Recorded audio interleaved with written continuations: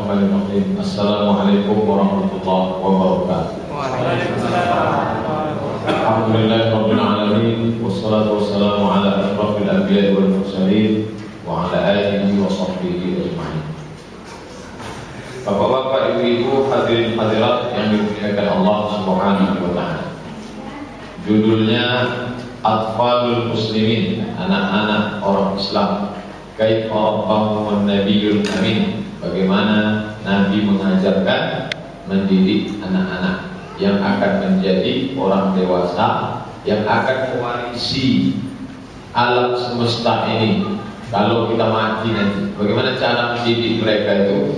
Inilah yang disusun oleh Syekh Jamal Abdurrahman. Saya sarikan dalam beberapa ringkasan lewat PowerPoint ini. Tidak pernah. Yang pertama, kata Syekh Jamal Abdurrahman, diambil dari hadis riwayat Muslim. Nabi pernah berdoa ketika diusir dari kampung namanya Taif. Waktu dilempar dia pakai batu, doa Nabi, bal arju ayyukhrijallahu min aslabihim. Semoga Allah mengeluarkan dari tulang sulbi mereka man ya'budullah wahdahu la yusyriku bihi syai'a, anak cucu yang akan beriman. Pelajaran dari sini bahwa anak cucu beriman itu berasal dari tulang sulbi yang baik. Walaupun orang itu kafir, tapi Nabi mendoakan, ya Allah, keluarkanlah dari tulang sulbi mereka anak cucu yang akan beriman. Jadi kita pun juga selalu meminta supaya anak cucu kita itu melahirkan cucu cicit yang baik-baik. Rabbana hablana minas sholihin. Tulang sulbi asal dari muasal keturunan manusia. Lalu maka dalam hadis riwayat Muslim diajarkan berdoa supaya tidak dimasuki setan. Bismillah, Allahumma jannibna syaitan wa jannibis syaitana ma razaqtana. Islam tidak hanya mengajarkan setan ikut dalam makanan, tidak hanya setan ikut dalam minuman, tapi juga maaf, setan ikut dalam hubungan yang akan berpengaruh kepada anak secara psikologis. Jadi pendidikan dalam Islam itu bukan setelah dia masuk sekolah, dari tulang sulbinya, dari mulai pertemuan spermanya sudah dimintakan perlindungan kepada Allah. Di mana bibit tulang sulbi itu ditanam, kata Nabi, hadis riwayat Aisyah, tafayyaru linutafikum, pilihlah tanam yang baik untuk menyemai bibit yang baik.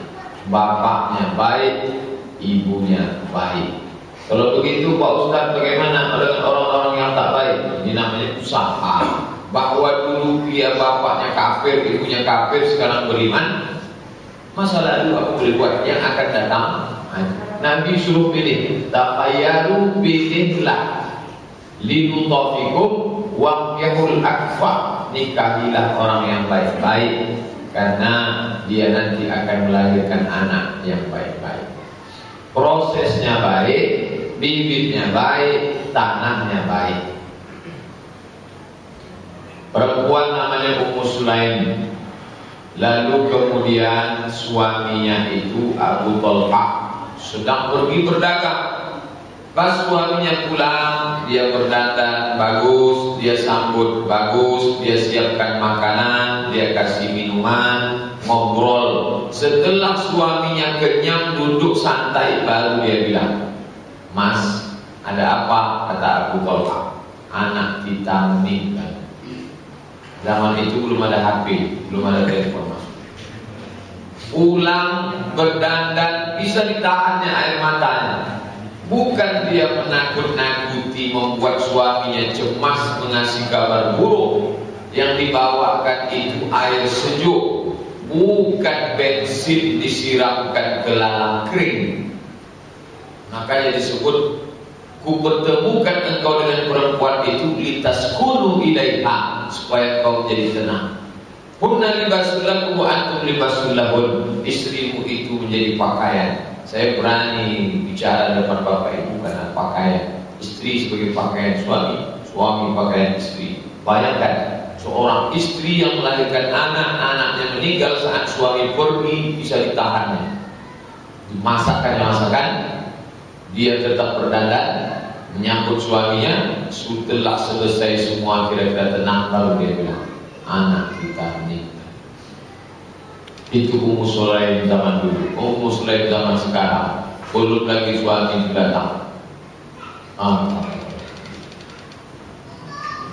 Ketika anak itu dalam keadaan perempuan dalam keadaan sulit mengandung, Nabi mengajarkan doa. Ini doanya, Allah Rabbi la tusyriku bihi syai'a. Tidak disuruh meracau, merepet, menyumpah serapah, mengamuk, tak tentu arah. Karena tak ada yang dapat menenangkan hati itu kecuali berserah kepada Allah.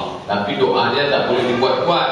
Doa yang diajarkan Nabi, Allah Rabbi la tusyriku bihi syai'a. Bukan dia mengamuk-ngamuk. Orang kafir di rumah sakit bersalin mengamuk ke lakinya waktu dia payah melahirkan. Gara-gara kau lagi bang. Padahal Allah Rabbi la tusyriku bihi syai'a. Bayi yang gugur, na'udzubillah, andai terjadi keguguran, maka dia mesti sabar. Karena kalau dia sabar nanti di akhirat, anak itu ketika Allah suruh, hai bayi-bayi yang gugur, kalian masuk surga, anak itu satu pun tak ada masuk surga. Apa kata mereka? Orang tua kami mana? Itulah kenapa anak-anak itu disebut bisa memberi syafaat. Nabi Muhammad kasih syafaat, malaikat beri syafaat, orang hafal Quran beri syafaat. Anak yang baru lahir meninggal pun, maka orang tuanya disuruh sabar, jangan meratap, jangan menangis, karena mereka nanti akan bisa memberikan pertolongan dengan syarat iman dan sabar. Anak lahir diazankan, riwayat Abu Daud dan Tirmidzi, dalilnya jelas. Azana fi udhunil Hasan. Waktu Hasan lahir, Nabi mengazankan ke telinganya saat Fatimah melahirkan anak tersebut tahun pertama hijrah. Anak laki-laki dengan anak perempuan sama, telinga kanan diazankan, telinga kiri diiqamatkan. Sama. Buka kitab fikih Sunan Said Sabiq. Di sini pun Syekh menulis mengutip hadis Abu Dawud Tirmidzi diazankan. Dulu Pak Ustaz saya tak tahu, anaknya sekarang sudah SMP. Jangan diazankan pulang dari sini. Besar, udahlah lewat, nanti aja pas 7 baru diazankan. Dapat berita gembira, selalu tiap hari dapat SMS, setelah lahir anak kami, panjang sekian senti, berat sekian kilogram. Dibuatnya balas selamat, semoga menjadi bapak yang soleh. Bapaknya pula doa. Maka doanya inilah dia, barakallahu laka fil mau'ub wa syakartal wahid wa ruzikta birruhu. Semoga engkau diberikan berkah, anakmu mendapat berkah, engkau bersyukur kepada sang pemberi berkah, dan engkau mendapat bakti anakmu. Ini doanya. Jadi kalau ada orang undang, oh datang ke rumah ya, anak saya nanti akikah. Ya alhamdulillah, maka kami nanti. Doanya mana? Barakallahu laka fil mau'ub wa syakartal wahid wa ruzikta birruhu. Barakallahu laka fil mau'ub wa syakartal wahid wa ruzikta birruhu. Itu doanya. Nanti file ini boleh di-copy, di-print, dicetak. Teknik, bukan teknik. Teknik dikunyahkan korma, lalu diambil cairannya, diperaskan ke mulut bayi, digosokkan ke langit-langitnya. Tapi saya tak berani menggosokkan ke langit, takut nanti anak batu pula. Saya oleskan saja ke bibirnya. Dikasih manisan. Kalau tidak ada cairan korma, dikasih madu. Dulu pernah saya lihat sepupu saya lahir, datang pakcik saya, dibukanya cincinnya, dioleskannya madu. Dioleskannya madu. Saya tuh heran, kenapa tidak pakai jari? Mungkin dia takut dikasih. Dulu dikasih pakai cincin karena cincin orang dulu kecil, sekarang tak bisa besar-besar macam batu gilingan. Ya teknik. Dulu kalau ditanya kenapa anak kecil itu dikasih cairan madu, dikasih korma, pokoknya buat adalah Nabi Muhammad mengajarkan. Sekaranglah orang baru tahu setelah diteliti ternyata anak yang baru lahir itu kedinginan, biru bibirnya. Bagaimana cara memanaskan badannya? Dimasukkan dalam apa namanya? Khusus yang bagi prematur kedinginan. Ternyata itu panas dari luar tidak membantu. Dikasih selimut tak membantu, dipeluk tak membantu. Dia mesti panas dari dalam. Panas hangat dari dalam itu lewat manisan. Tak mungkin dikasih wedang jahe, mati dia. Dari mana Nabi Muhammad tahu itu? Itulah kehebatan mukjizat. Dia dapat itu dari Allah Subhanahu wa taala. Aqiqah, murtahanun bi'aqiqatihi, setiap anak yang lahir itu tergadai. Cara menembusnya, tutbahu anhu yaumas sabi, potongkan kambing hari ketujuh, yuhlaku cukur rambutnya, wa yusamma, kasih nama yang bagus. Hari ketujuh, tak bisa hari ketujuh, hari ke-14, tak bisa hari 14, hari 21, tak bisa hari 21, tak usah tengok tanggal lagi. Sebulan, 2 bulan, setahun, 2 tahun, 3 tahun, 4 tahun, 10 tahun, terserah. Kasih nama yang baik, cukur rambutnya, karena rambutnya itu bercampur dulu sama darah, najis, kotor, maka bersihlah dia. Kalau sudah lewat Pak Ustaz, jangan lagi dicukur. Anak sudah semester 2, perempuan dicukur lewat. Nama, kalau sudah tertulis di akte, nama setan.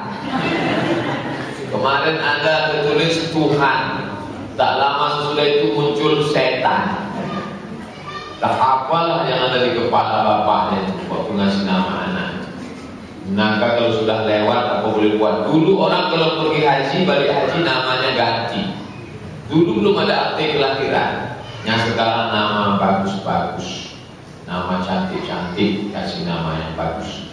Kalau sudah sekarang umur 20-30 mau akikah boleh.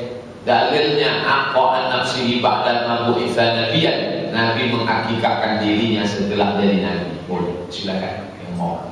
Kalau ada bapak ibu mau akikah, carilah kambing, balik dari sini beli. Besok saya datang makan siang. Saya ngajar di kampus jam 12, jam 2 hampir ke sini. Bercengkrama dengan anak, ngobrol. Nabi, jangan sangka Nabi itu mentang-mentang Nabi jahit sama anak kecil. Apa? Jadi ada anak kecil namanya dipanggil Abu Umair. Dia punya burung pipit. Burung pipit itu bahasa Arabnya Nuwair. Nangis dia, burung pipitnya mati. Sedih. Apa kata Nabi? Ya Abu Umair, ma fa'alat Nuwair. Abu Umair, gimana burung pipitmu? Nabi itu ngobrol sama anak kecil. Nabi ngobrol sama anak kecil. Ini baru jadi RW, udah gak mau ngobrol sama anak kecil. Mohon maaf kalau ada RW.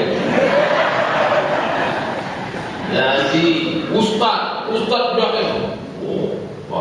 Ustaz tinggal di mana? Apa? Nabi aja nyantai. Nabi itu low profile. Ngobrol sama anak kecil, santai. Ini Nabi SAW bersenda gurau, Hasan Husain. Lama Nabi sujud waktu sholat. Ternyata cucunya naik ke dengkul. Takut dia kalau bangkit cucunya jatuh. Ini sama anak kecil. Nanti anak kecil itu balas ketika kita sudah tua. Nanti balasnya pulang. Tolong ambilkan, ambil sendiri. Memberikan hadiah. Jadi waktu panen kurma, pas panen kurma diambil Nabi kurma yang bagus yang sedang masak dari putihnya, dicarinya anak-anak. Mau kurma? Ibu juga gitu. Pas dia beli buah, ada buah yang unik. Oh enggak buah. Ada hubungan kedekatan dengan anak-anak.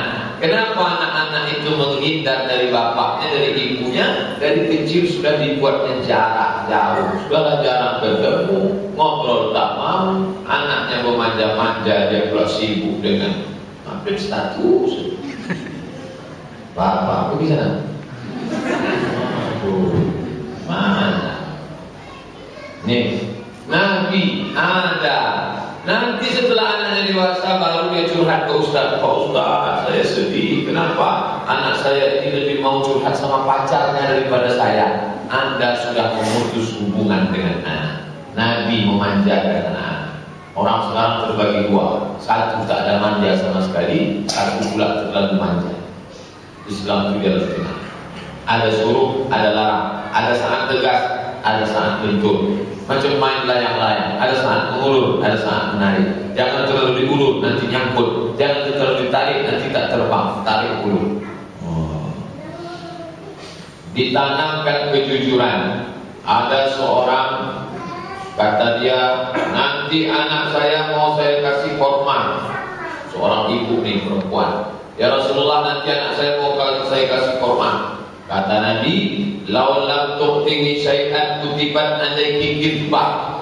Kamu janji mau ngasih korma, ya. Awas kalau kamu nggak ngasih. Kalau sempat kamu nggak ngasih, kutibat alaiki kidbah, kamu tercatat sebagai pendusta. Jadi jangan ibu sangka, bapak sangka, sama anak sendiri aja kok Pak Ustaz. Nanti kalau ranking 1, mama belikan laptop. Begitu ranking 1 pulanglah ibu, dibelikannya laptop plastik. Bohong dusta. Jadi nanti di video ini di-upload di YouTube, anaknya nonton. Ini mama saja yang diceritakan Pak Ustaz. Maka kalau tidak sanggup janji, jangan berjanji. Jadi apa beda ibu sama politikus? Kalau saya menang nanti puskesmas gratis, sakit bayar. Mana janjimu? Nih Nabi ngasih tahu, kalau engkau sampai gak ngasih walaupun sebutir korma, tercatat sebagai pendusta, pembohong. Jangan iming-imingi dia janji, nanti dia akan menjadi orang yang krisis kepercayaan. Mak saya aja bohong, bapak saya aja pembohong, kenapa saya gak boleh bohong? Menjadi anak pembohong. Usia 4 sampai 10 tahun, sambil jalan-jalan, naik motor berdua, sore-sore dia di belakang ngajak ngobrol. Manfaat ngajak dia ngobrol, tahu kalau dia gak jatuh. Kok anaknya mana? Ada di belakang. Gimana tadi sekolahnya? Pak. Nabi ngobrol. Nabi berdua sama Abdullah bin Abbas. Apa kata Nabi? Abdullah bin Abbas, "Infazillah yahfazka." Kamu jaga kalau sholat baik. Dialog. Bukan Nabi itu bayangnya pakai sopan, pakai jubah, maunya ngajar aja khutbah, anak kecil tak tidak. Nabi ngobrol. Abdullah bin Abbas itu ketika Nabi meninggal umurnya 15 tahun. Jadi waktu ini ngobrol anak-anak. Jadi waktu di Madinah itu Abdullah bin Abbas umur 5-6 tahun, anak kecil. Itu dididik Nabi. Pesan Nabi kepada dia, kau jaga hukum Allah, Allah akan kau temui di hadapanmu. Kau minta, jangan minta sama yang lain, tentu dengan bahasa anak-anak, tak pula dengan bahasa ceramah. Usikum wa nafsi bitaqwa. Dia tanya aku, apa dia teruskan itu? Dengan bahasa anak-anak, bahasa gaul, bahasa menggunakan kata-kata lembut. Nabi tak pernah manggil, Nabi mengadir, ya gulam, oh my son, oh anakku. Nabi anak-anak, bani akhi, bani anak akhi saudaraku. Anak saudaraku mana? Dia tidak katakan anak bapak. Kalau anak bapak itu kan anak orang. Dia nanya, keponakan saya mana Pak? Kalau kita keponakan, nah bapak sehat, sehat. Keponakan saya sehat. Alhamdulillah Pak Ustaz. Yang ditanya itu anaknya, jangan sekali-kali nanya bini orang. Oh kamu ya, anaknya sehat. Nih, dan nanya itu bani akhi kata Nabi. Ara ajsama bani akhi dhari'atan. Keponakan saya kok kurus ya. Kamu tak kasih makan, ada kepedulian. hubungan dekat dengan bapaknya, anaknya juga tak putus silaturahmi. Menghargai mainan anak-anak. Makanya Nabi memperbolehkan sisa-sisa permainan Aisyah, ibu yang masih megang boneka zaman muda dulu, diwariskan ke anaknya. Bagus ibu-ibu yang hemat. Boleh, patung tak boleh Pak Ustaz. Patung Barbie anak-anak, tapi kalau bisa patungnya dulu waktu gadis Pak Ustaz saya gak ngaji, saya setan, suami saya iblis. Sekarang sudah tobat. Boneka yang dulu pakai rok pendek, jahitkanlah baju kebaya, pasangkan jilbab panjang. Boleh permainan. Nabi tidak melarang Abu Umair memainkan Nuhair. Anak saya nih Pak Ustaz hobi miara burung. Boleh, tapi burungnya beli berpasang-pasangan. Jangan sampai burung itu sampai mati tidak pernah melihat perempuan. Kasihan. Anak saya hobi miara kelinci. Tengok cara dia mainkan. Kalau mainnya dipegang-pegangnya kepalanya, lanjutkan. Tapi kalau kelinci itu dibanting. Oh jangan menyiksa binatang, tak boleh. Nabi melihat ini Abu Umair baik, maka dibiarkan. Bahaya melarang anak bermain. Permainan membuat fisik bergerak. Kita kalau ingat masa kecil dulu, semua permainan itu bergerak. Petak umpet, lompat sembunyi, main layang-layang, main kelereng. Permainan yang fisik bergerak, bawa dia outbound camping. Sekarang permainannya tak ada yang bergerak. Libur hari Sabtu, saat pagi Sabtu, siang Sabtu, sore Sabtu, malam Ahad, Ahad pagi tak ada bergerak. Dia duduk di laptop. Main game online yang tak. Musuh itu sudah disetting memang tak mati-mati. Tak ada matinya itu. Selama bayar tak ada mati. Kapan matinya? Pecah pembuluh darah. Tahun lalu bulan Ramadan, anak-anak 2 hari di warnet itu yang sekaligus main PlayStation, tembak, pecah. Tak tahan telinga itu mendengar. Saya masuk ke warnet mau kirim file, pulsa habis. Mampir ke warnet. Wah, di dalam warnet suasananya macam Irak-Iran. Panas, berasap, yang SMP rokok. Suasana dalam macam perang Suriah sama ISIS. Apa tak rusak otaknya? Apalagi permainan game online itu memang dia patung, animasi, tapi pakaiannya porno. Berarti ini luar biasa. Fisik tak bergerak, otaknya rusak. Tak boleh membubarkan permainan anak-anak. Jadi Nabi waktu pergi mau mencari Anas bin Malik, lihatnya Anas sedang main-main. Nabi biarkan, dipanggilnya Anas. Anas sini sebentar, ada urusan. Yang lain sedang main. Oh, ini kadang-kadang ada orang tua ini nengok anak. Apa main-main aja? Berhenti, cabut sana. Orang takut semua. Banyak anak-anak itu yang dari kecil sudah jantungan. Asal nengok bapak pucat ya. Nah, ini menakutkan, horor. Nah, ini semua Nabi tidak boleh memisahkan anak dari keluarga. Makanya kalau bapak ada dapat anak yatim, mau diangkat adopsi, boleh. Tapi jangan putuskan dia sampai tak kenal. Celakanya lagi setelah gadis, nekat dia nikahkan. Aku nikahkan engkau anakku. Bukan anak kamu itu, bapak kandungnya. Nanti kalau saya kasih tahu bapak kandungnya, dia malah meninggalkan saya, Pak Ustaz.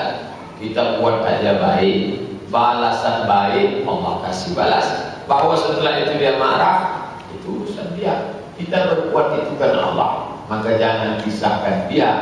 Man farraqa bainal walidati wa waladiha, siapa yang memisahkan ibu dengan anaknya, farraqallahu bainahu wa baina ahibati yaumal qiyamah, Allah akan memisahkan dia dengan orang-orang yang dia kasihi pada hari kiamat. Tak boleh. Maka kasih tahu dia bapak ibu kandung. Tak boleh mencela. Kata Imam Al-Ghazali, kalau kamu banyak ngomong kasar, anakmu terbiasa kasar, manggilnya lembut. Makanya guru-guru sekarang saya kurang mengikuti pendidikan SMP, SD, tapi saya ngasih sambutan pengajaran kemarin di Man 1, Man 2. Itu kepala sekolah manggil, nah sini nak, sini. Itu guru-guru sekarang. Zaman saya dulu mana ada, mak sini. Kan sekarang tidak. Dulu kalau satu itu jangan, setan. Sekarang udah dididik guru-guru. Nah, sini nak ya. Kalau pun agak marah sedikit bunyinya jelek. Nah, tapi dia tetap berusaha lembut. Ini karena kata Imam Al-Ghazali, kalau kau biasakan dia kasar, nanti telinganya biasa kasar dan dia pun cakap kasar, berperilaku kasar, temperamen. Kata-kata baik tak melekat di telinganya, karena telinganya sudah terbiasa. Mengajarkan akhlak tak boleh. Ya bunaya, hai anakku, kata Nabi kepada Anas. Anas bin Malik itu bukan anak dia. Anas bin Malik itu anak Ummu Sulaim, diserahkan ke Nabi. Lalu apa kata Nabi? Ya bunaya, oh Ananda, in qadarta tusbiha wa tumsi laisa fi qalbika ghishun bi ahadin fa'al. Kalau bisa dari pagi sampai sore jangan ada tipu, jangan ada dengki, jangan ada marah, kamu harus bersih hati. Dengan bahasa itulah, bahasa bapak lah yang dipahami si anak, tidak bahasa formal. Tapi Nabi menasihati Anas bin Malik. Abdullah bin Amr, dikatakan Nabi, siapa yang mau melihat penghuni surga, ini orangnya. Kamu mau melihat penghuni surga, ini orangnya. Lalu Abdullah bin Amr penasaran, ini kok bisa masuk surga nih orang. Akhirnya dia bertamu ke rumah orang yang ditunjuk Nabi itu 3 hari 3 malam. Kita boleh bertamu 3 hari 3 malam. Makannya biasa, minumnya biasa, ngobrolnya biasa, sholatnya biasa, tahajudnya biasa, wuduknya biasa. Sampai hari ketiga dia penasaran, Pak, Nabi bilang kamu masuk surga, tapi saya lihat amal kamu biasa-biasa aja. Apa sebetulnya? Apa jawab dia? Saya sebelum tidur malam, saya memaafkan semua orang yang bersalah dan tidak ada hasad dengki. Itu kita ajarkan. Jadi kalau dia ngadu curhat sebelum tidur rendam, masuk antu tadi jahat ya, ibu bilang, doakan dia supaya mampus gitu. Nah, maafkan dia. Nah, tapi dia tadi melempar adik, dilemparnya pakai apa? Pakai batu. Besok lempar dia pakai bunga. Masa gitu? Iya. Sampai berapa kali? 2 kali. Kalau yang ketiga, lempar pakai bunga, pastikan potnya ikut sekali. Jangan pernah dalam hatimu itu ada dengkina. Nanti Allah akan balas balasan dari Allah. Dengan bahasa ibu, bagaimana membahasakan hadis ini? Tapi yang jelas, bersihkan hati dia. Tapi ibunya juga harus bersih. Bagaimana ibu mau menasihati dia bersih? Orang ibunya tiap hari dendam. Yang nanti santai. Tentu dia mikir. Jadi jangan sampai engkau biasakan, jangan biasakan dia, kata Imam Al-Ghazali, jangan sampai meludah sembarangan. Jangan dia tamahat bedah. Sikit-sikit bedah, kasih tahu. Kalau mau bedah pelan-pelan. Jangan menguap. Jangan. Memangnya kenapa mak kalau lebar-lebar? Ini ada Excelnya. Nanti kalau terlalu lebar copot gimana masaknya? Jangan membelakangi orang. Orang tua tak boleh di belakang. Kalau terpaksa, Pak Cik, mohon maaf ya. Jangan meletakkan kaki di atas kaki. Duduknya macam pesilat. Kaki di atas kaki. Duduk macam preman-preman. Jangan meletakkan tapak tangan di dagu. Ustaz sedang ceramah, enak aja. Menengok. Jangan meletakkan kepala di lengan. Meleleh-meleleh. Itu nampaknya sepele sederhana, tapi didikan orang tua termasuk. Saya waktu kecil dulu datang tamu duduk di bawah. Duduk saya di atas. Begitu tamu itu pulang, di mana mak saya hidupkan TV. Begitulah paham.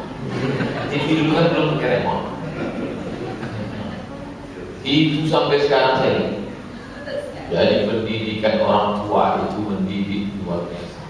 Nih Imam Al-Ghazali. Bagaimana cara menduduk, ngomong jangan nanya, yang tidak perlu penting jangan diomongkan, menjawab seperlunya aja, jangan memotong pembicaraan orang. Ini bapaknya sama ibunya sedang bahas, gimana menurut pendapat Pak Ustadz tentang ISIS yang ada? Kata anaknya jawab, menurut saya. Nah ini tak boleh ngomong. Orang yang lebih tua dihormati, yang muda disayangi. Ini etika akhlak.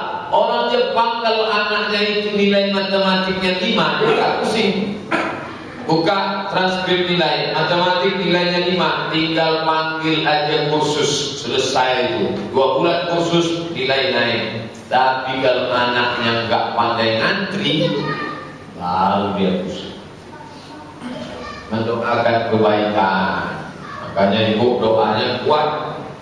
Ya Allah, maafkanlah tetangga kami, ya Allah, panjangkanlah umurnya, sehatkan badannya. Pakai bahasa Indonesia, biar anaknya dengar. Pas anaknya dengar, Pak, tetangga kita itu kan yang jahat. Yang jahat pun juga, ya Allah. Oh, bapak sini mah, ya. Ini enggak. Ya Allah, kalau tetangga kami yang sombong itu, cepatkanlah dia mati. Anaknya, amin. Oh, akan yang baik-baik didengar. Menghargai hak anak. Jadi Nabi sedang duduk. Kebetulan di dekat Nabi itu ada ceret. Pas Nabi mau nuang, Nabi nanya dia. Kata Nabi, boleh saya pakai ini? Kata anak itu, saya jatah saya dulu ya Rasul. Nabi nanya ke anak kecil, bayangkan tuh. Ini ada anak kecil di samping Nabi, kebetulan di depan dia. Kalau Nabi cuek dia ada aja, saya Nabi kok, surga aja punya saya. Tapi Nabi nanya, apa kata Nabi? Boleh saya pakai? Kata anak itu, saya dulu ya Rasulullah. Orang itu perlu dihargai, walaupun Nabi kecil. Tanya. Oh, ini. Tapi pada hal yang baik-baik, bukan pada yang muka-muka. Nah, ini diajarkan Nabi Sallallahu Alaihi Wasallam. Menjaga rahasia. Ini rahasia antara kita berwajah ya. Tapi yang baik-baik. Nanti kamu sebelum tidur, kamu baca ini, seolah-olah itu suatu pesan yang spesial. Nanti setelah dewasa, dulu ayah saya pernah mengajar. Tapi bukan diajarkan yang buruk. Ini antara kita dua aja ya. Mama jangan kasih tahu ini kawan baru bapak. Oh jangan. Baik-baik. Diajarkan Nabi Sallallahu Alaihi Wasallam. Diajarkan dia menjaga rahasia. Nanti kalau ada tukang kredit datang, bilang mama nggak ada ya. Kita masuk.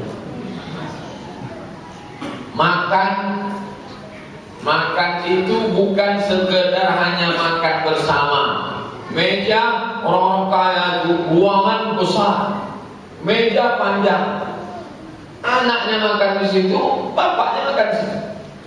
Tak ada juga sama sekali ngobrol, tidak. La salam wala kalam. Bapaknya masuk sana, anaknya masuk sana. Tak ada koneksi hubungan batin antara orang tua dan anak. Tapi Nabi tidak mengajarkan. Nabi dialog dengan Nabi melihat Hasan sedang makan korma. Korma itu zakat. Kata Nabi, Hasan, itu dia merah. Keluarkan. Tak boleh kamu makan, itu sampah. Ada 7 aja. Ini anaknya minum tangan kiri. Cuek aja dia kasih tahu, jangan tangan kiri, pakai tangan kanan. Yang minum pakai tangan kiri itu setan. Yang jadi masalah bapaknya pula. Apa kata anaknya pas bilang, masa setan barang setan? Orang bapaknya setan. Adil, tak boleh tak adil. Anak yang ini dibelikan laptop waktu dulu baru. Anak yang ini disekolahkan S1, S2, yang ini SDM tahun tak dapat. Nanti mereka putus silaturahim sampai ke cucu. Apa kata cucunya? Kakek kita tetap adil dulu. bapak kamu sekolahnya tinggi dikirim sampai ke ITB. Saya bapak kami jual jengkol itu. Putus dah. Makanya dalam hadis dikatakan, wa'dilu baina auladikum, takwalah kepada Allah, bersikap adillah kalian di antara anak-anak. Kalau ada yang berkelahi, lerai, boleh. Ini kebetulan bapak ini pemain karate dan buah, paling kopi dengan anak-anak kelahi. Kalau ada anak kelahi bukan dilerainya, sebentar ya. Ya lanjut. Ya iya, lelah. Tak boleh kelahi, kita saudara. Tak boleh salim. Didamaikan terbaik. Innama auladukum. Hasan Husain kelahi. Hasan Husain kelahi rebutan kain warna merah. Nabi sedang khutbah di atas mimbar. Usikum wa nafsi bitaqwallah. Cucu sedang kelahi. Turun Nabi dari mimbar. Ini hadisnya. Turun Nabi dari mimbar, dilerainya cucunya tadi. Habis itu digendongnya ke rumah Fatimah. Naik lagi dia ke atas mimbar. Lalu apa kata Nabi? Innama amwalukum wa auladukum fitnah. Memanglah cucu ini fitnah. Sedang khutbah Jumat. Jadi kalau nanti bapak ada khutbah Jumat, turun anaknya pas kelahi. Boleh kok, boleh. Tapi yang jemaahnya udah ngaji. Kalau jemaahnya tak ngaji, bapak turun, nanti jemaah berbisik. Khotib kita ini ISIS. Gali potensi anak. Jadi anak-anak itu pasal barang sama diajak ngobrol. Nah, gali potensinya. Nabi, apa kata Nabi? Inna min syajarati syajaratan. Nih tebak-tebakan yuk. Ada satu pohon, la yasqutu waraquha, daunnya tidak pernah gugur, dan pohon itu seperti muslim, bermanfaat. Pohon apa itu? Oh, lalu anak-anak itu nampak. Pohon ini, dia tidak gugur karena dia tidak seperti daun yang biasa gugur, karena dia ternyata yang dimaksud Nabi adalah pohon korma. Pohon korma itu daunnya tidak gugur, pelepahnya dipotong baru dia jadi. Dan dia bermanfaat bagi orang muslim. Oh, pohon korma, diajak potensi, tebak-tebakan, tapi yang mengarah kepada kebaikan, yang membawa kepada nasihat, bukan tebak-tebakan porno, cakap kotor. Ada reward kalau menang, kasih hadiah. Nabi menyusun, disusunnya sok. Ada Abdullah, ada Ubaidullah, anak-anak Abbas. Abbas itu paman Nabi. Anak-anak Abbas itu sepupu dia. Disusunnya sok. Sepupu sini baris. Disuruhnya lomba lari. Ayo lomba. Siapa yang menang dapat hadiah. Jadi Nabi itu akrab sekali dengan anak-anak. Jadi yang selama ini menggambarkan Nabi itu seram, serius, bawaannya mau perang aja. Ibadah aja ceritanya, ibadah, masuk neraka. Itu Nabi, santai. Disebutkan ada reward untuk yang berprestasi, menghibur anak yatim. Ada kebetulan nampak anak yatim, dihibur. Anak yatim jangan sedih. Sekarang banyak orang bukan menghibur anak yatim, mempermalukan anak yatim. Mantan anak yatim ngobrol ke saya, curhat, Pak Ustaz, yang paling menyakitkan dalam hidup saya, Pak Ustaz, apa tuh Pak? Sekarang dia sudah jadi orang kaya. Apa tuh Pak? Yang paling menyakitkan hati saya adalah ketika dipanggil di masjid, kepada anak-anak yatim silakan maju. Itu pengakuan. Jadi bagusnya itu kita kasih hadiah rumah dia. Itu yang paling bagus. Tapi yang ngasih hadiah itu ibu, jangan bapak. Kalau bapak yang ngasih itu kebetulan cantik pula sama anaknya itu.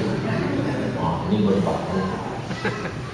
Menghibur anak yatim. Jangan sedih kalau jadi yatim. Nabi Muhammad yatim, Syekh Yusuf Qaradawi yatim, Imam Syafi'i yatim. Anak yatim dimuliakan. Fa'amal yatima fala taqhar.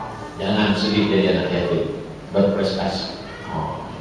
Jangan bermain ketika setan sedang berkeliaran. Kapan itu? Pas azan maghrib.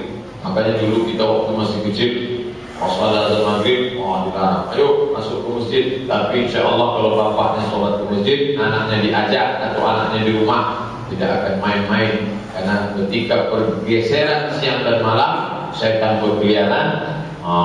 Kata Nabi SAW, inna syayatina tantashir, syaitan berkeliaran. Jangan biarkan dia.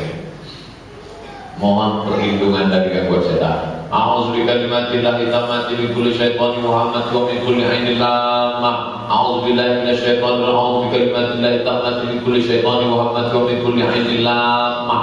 Didoakan dia, diajarkan dia doa itu, kita juga ikut berdoa. A'udzu bikalimatillahi tammati min kulli syaithanin wa hammatin wa min kulli ainin lamah. Minta perlindungan Allah Subhanahu wa taala. Ajarkan azan dan sholat.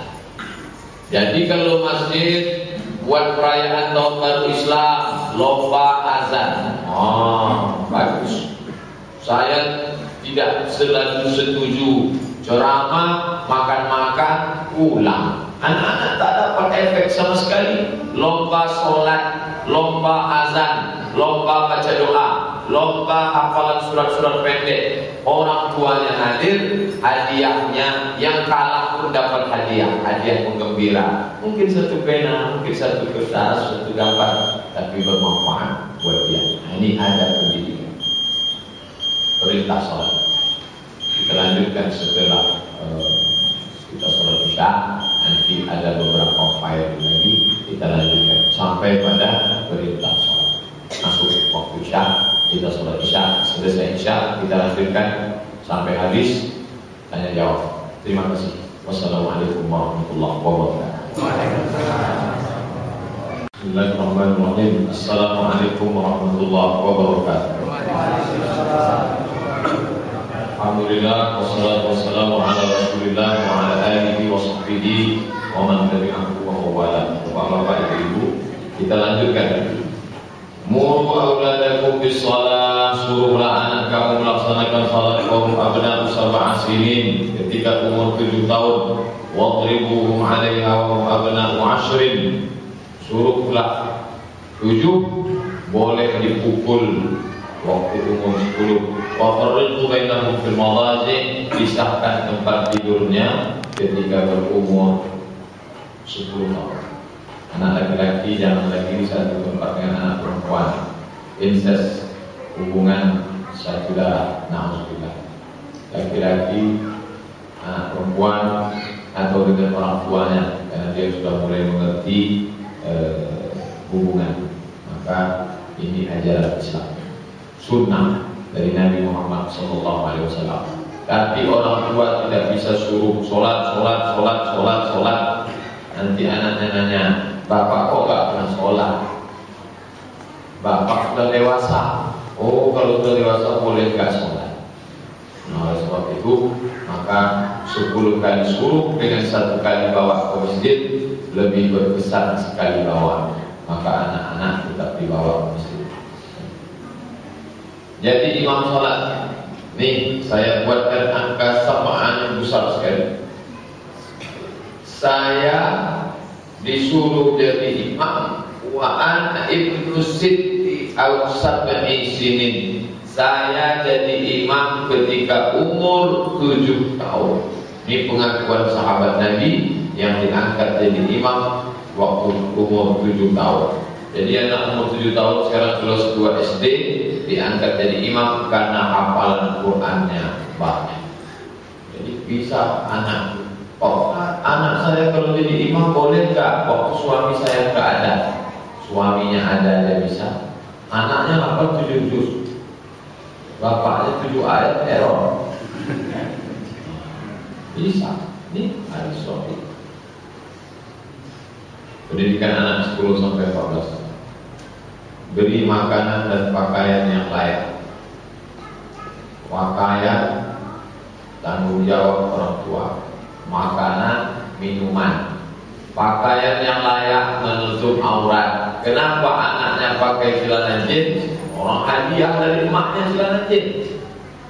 Dikasih celana sempit, dikasih makanan yang haram, maka keinginannya pun yang haram-haram. Jadi mendidik itu bukan hanya dimasukkan sekolah agama, bukan hanya disuruh tunjuk aja, tapi makanan dan pakaian bagian dari pendidikan. Tidur setelah isya, mestinya kita setelah isya ini tidur biar mudah malam. Maka makruh ngobrol setengah isya kecuali pelajaran. Ini boleh. Kenapa Nabi itu mudah bangun malam? karena setelah isya tidur. Dan tidur yang paling berkualitas setelah isya. Kenapa umat Islam payah bangun malam setelah isya? Tak tidur. Kenapa tidak tidur setelah isya? Setelah isya pula acaranya mantap-mantap. Box office setelah isya, Mahabharata setelah isya, Joda Akbar, Abad Kejayaan. Ustaz apa? Bisa kan tempat tidur? Wafadilkum fil madajid. Jangan tidur terlungkup. Anak-anak yang tidur terlungkup sebut lentang. Kenapa begitu? Karena Nabi melarang. Jangan. Banyak faktor. Bisa jadi arat genetikalnya tak sempurna, bisa jadi diganggu setan, bisa jadi pernapasannya macam-macam. Oleh sebab itu disuruh dia tidur lentang. Jangan dibiasakan tidur. Menundukkan pandangan. Mulailah dia umur 14 disuruh tundukkan pandangan. Kamu tunduk pandang. Tapi zaman sekarang anak itu pula nyuruh bapaknya. Bapak kok dari tadi melotot terus? Jadi disuruh tundukkan pandangan. Bukan berarti tak memandang sama sekali. Rabbul basar itu bukan menutup, menundukkan pandangan. Hindari pukulan. Nabi tidak pernah memukul. Apa kata Nabi sallallahu alaihi wasallam? Fa wahaba ahaduhuma li Ali. La tadribhu, jangan kau pukul. Fa inni nuhitu an durbi ahli salat, tak boleh pukul. Kalau pukul setelah 10 tahun, pukulan itu jurus terakhir. Ngomong tak mempan kalau pukul. Hanya pada permukaan kulit, jangan sampai ke tulang. Tidak dengan cambuk. Tangan tidak diangkat terlalu tinggi sehingga efeknya kuat. Dan tidak memukul pada organ vital. Dipukulnya pada vital sampai anak itu impoten. Alhamdulillah, seumur hidup. Jangan manjakan. Innal walada, anak-anak itu membuat orang menjadi 4. Orang tua bisa jadi 4 gara-gara anak. Pertama, mubkhilatun, pelit. Bapak itu pelit betul. Kenapa pelit? Nabung anaknya mau beli laptop, mau beli mobil, mau beli itu gara-gara anak. Yang kedua, mujbanatun, pengecut gara-gara anak. Yang ketiga, mujhilatun, jahil gara-gara anak. Mahzanatun, sedih gara-gara anak. Jadi bahwa sayang kepada anak bagus, tapi gara-gara anak menjadi bakhil, penyekut, jahil, sedih, berkepanjangan, tak boleh. Gantungkan pecut, bukan suruh pukulkan, gantungkan. Yang selama ini di ruang tamunya ada foto, geserlah, gantungkan pecut, cambuk. Jadi ini ternyata bukan hanya pendidikan dalam hadis Nabi. Orang sekarang ada bapak-bapak jamaah kita, anaknya 4 jadi orang. Maksud jadi orang itu memang yang lain dari binatang, kan? Maksudnya berhasil. Pas saya tanya, Pak, saya mau belajar dari bapak, kok bisa anak bapak berhasil semua? Saya, Pak Ustaz, tugas jauh di luar kota. Anak saya tinggalkan di Pekanbaru. Saya harus tegas. Saya gantung di ruang tamu untuk ikat pinggang. Pas saya ingat omongan dia, ingat saya di sini. Oh, digantungnya ikat pinggang kulit. Anak saya patah semua. Tapi bukan berarti takut. Ada saatnya ketawa, ada saatnya bercanda, ada saatnya bergurau. Tapi ini penting. Nabi pesan Imam Al-Ghazali, kalau dia dibiasakan hidup nyaman, hidup mewah, tak pernah disuruh berdikari, dia akan menjadi manja, minta terus. SD, SMP, SMA, S1, S2, S3, sampai nikah, sampai beli baju anaknya pun orang tua. Minta terus. Maka ajarkan dia, kata Imam tadi, jangan manja. Nanti kalau dia biasa hidup enak, ketika kita tak bisa memberi dia hidup enak, dia akan menjadi maling. Dia mencuri gara-gara itu. Kesan ketika sakit, waktu sakit itu dikasih dia makanan, didoakan di kepalanya, ya kan, ya Syekh, ya Mu'afi Rabbin Nas Asbibil Baksa, Allahumma syfir Fatana syifa'an la yughadiru saqaman. Karena saat sakit itu ada sentuhan yang luar biasa. biasa. Kita pun, kawan-kawan kita yang datang waktu kita sakit itu kita kenang luar biasa. Maka sakit itu berikan perhatian yang luar biasa. Wa qabbala khaddaha, Nabi ketika Aisyah sakit datang Abu Bakar mencium pipi Aisyah, anak, padahal sudah jadi istri Nabi SAW. Besar orang tua kepada anak. Mengajar bukan menyuruh, suruh tak berpesan, tapi mengajar, diajak sholat, diajak bersih, diajak gotong royong, diajak, bukan menyuruh. Karena suruh tak bermakna. Ini diajarkan Nabi SAW. Bercerita tentang masa lalu. Itulah gunanya orang tua masih punya masa lalu yang baik-baik. Papa dulu waktu sekolah jajannya 100 perak. 100 dapat apa? Zaman dulu sudah dapat popor, dapat. Bukan papa dulu pacarnya 5. Oh, ini diceritakan ya. Cerita tentang masa lalu yang baik-baik. Ajarkan etika masuk rumah. Jangan masuk rumah sebelum salam. Kalau kau masuk ucapkan salam. Kalau tak ada orang jangan masuk nyelonong. Jangan mengganggu anak orang. Dan ini diajar hadis Nabi. Menghadiri pertemuan. Kalau ada jumpa arisan keluarga, ada pesta nikah, walimah, diajak dibawa. Tapi dengan syarat di majelis itu tak ada perbuatan maksiat. Dari rumah kita ajarkan dia jangan pakai rok pendek. Sampai di tempat pesta penyanyinya pakai rok pendek. Jangan. Rusak yang sudah kita bangun di rumah itu gara-gara di situ. Menjumpakan dia dengan orang banyak, keluarga dikenalkan. Ini kawan bapak dulu waktu sama-sama sekolah. Ini dulu terus perjalanan. Ini sama-sama berangkat haji. Ini dulu kami satu. Dikenalkan. Ini anaknya nyambung silaturahmi. Dikenalkan. Latihan ketentaraan. Kalau di Mesir ada namanya wamil, wajib militer. Diajarkan latihan berkuda. Di Pekanbaru ada latihan berkuda di Kokura pesantren. Bapak lama ini bawa anaknya ke mall sekali-sekali oke lah, tapi sampai tiap minggu ke mall demam pasti mall kecanduan.